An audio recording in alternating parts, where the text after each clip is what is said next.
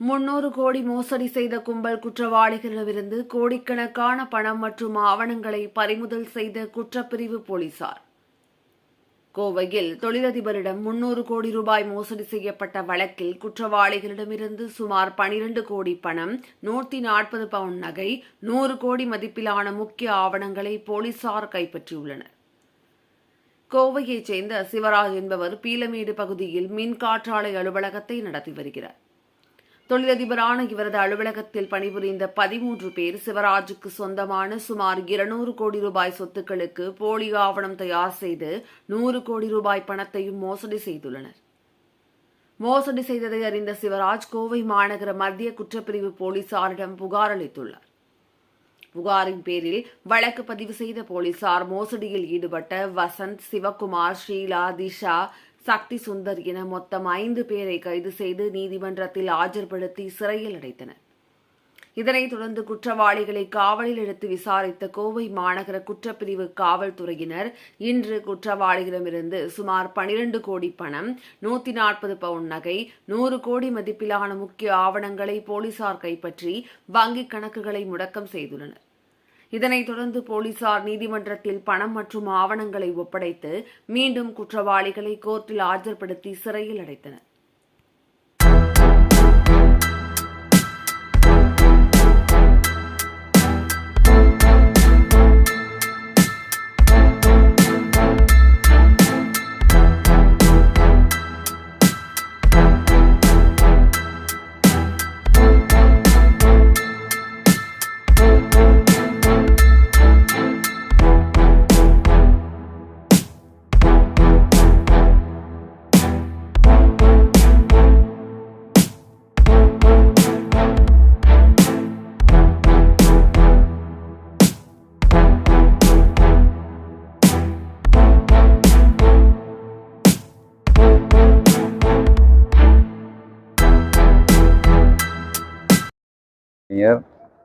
சேலத்தை பூர்வ இடமாக கொண்ட அஸ்வின் குமார், வசந்த், சிவகுமார் 3 பேரும் வேலை தேடி கோயம்புத்தூருக்கு வருகிறார்கள். வருகிற பொழுது சிந்துஜா என்பவர் அறிமுகமாகிறார்கள்.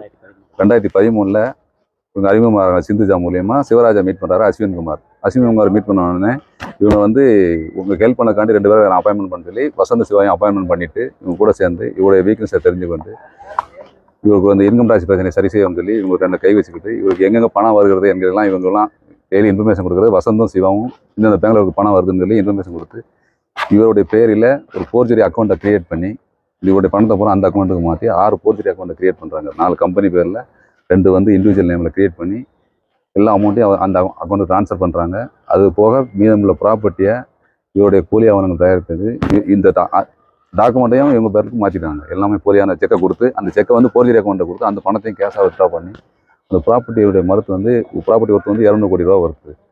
கேஷாக 40 கோடி ரூபா வித்ட்ரா பண்ணியிருக்காங்க. 60 கோடி ரூபா பணத்தை ட்ரான்ஸ்ஃபர் பண்ணியிருக்காங்க. அதான் இதே சேம் ஒரிஜினல் அக்கௌண்ட்லேருந்து ஃபோர்ஜரி அக்கௌண்ட்டுக்கு பணத்தை மாற்றுறது. இதுதான் இவங்க 3 வேலை. அதுக்கப்புறம் எப்படி இந்த ஃபேமிலி உள்ள வராங்கன்னா, இந்த கம்பெனி பிரேம் சித்ரா எனர்ஜி இந்த பிரைவேட் லிமிடெட் காத்தாடியாவில் 2 காத்தாடியாவில் அதோடைய மதிப்பு 10 கோடி ரூபா.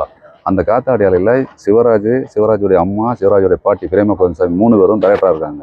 அந்த டைரக்டரில் ஃபஸ்ட்டு அஸ்வின் குமார் உள்ளே ஒரிஜினல் உள்ளே வந்ததுக்கப்புறம் இவங்களுடைய ஃபேமிலியாக வெளியே தள்ளிட்டு அவங்க ஃபேமிலி அப்படியே உள்ளே கொண்டு எல்லாம் டைரக்டர் ஆகி அவங்க குடும்பத்தை டைரக்டராக கொண்டு வந்துட்டார். இது ஒரு தனி கேஸு. இது போக அந்த ப்ராப்பர்ட்டியெல்லாம் மாற்றினா அது தனி கேஸ் நடந்திருக்கு. இதில் கஸ்டடி எடுத்ததில் அன்றைக்கி 3 பேர் கஸ்டடி எடுத்தாங்க.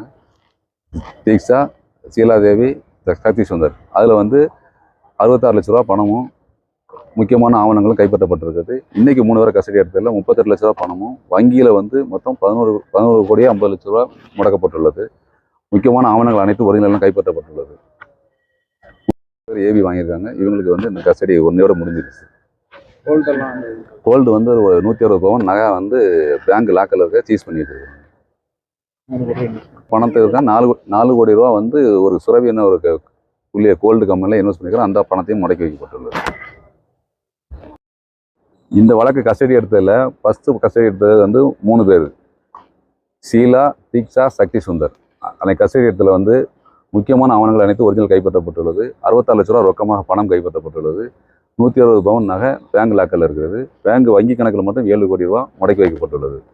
இன்னைக்கு 2வது கிராம் கஸ்டடி எடுத்ததில் சக்தி சுந்தர், வசந்த், சிவா 3 பேர் இடத்துல 38 லட்ச ரூபா ரொக்க பணமும் முக்கியமான ஆவணங்கள் கைப்பற்றப்பட்டுள்ளது. 4 கோடி ரூபா வந்து புலியன் கம்பெனி இன்வெஸ்ட் பண்ண அதுவும் முறைக்கப்பட்டுள்ளது. முக்கியமாக அவங்க அனைத்தும் கைப்பற்றப்பட்டது.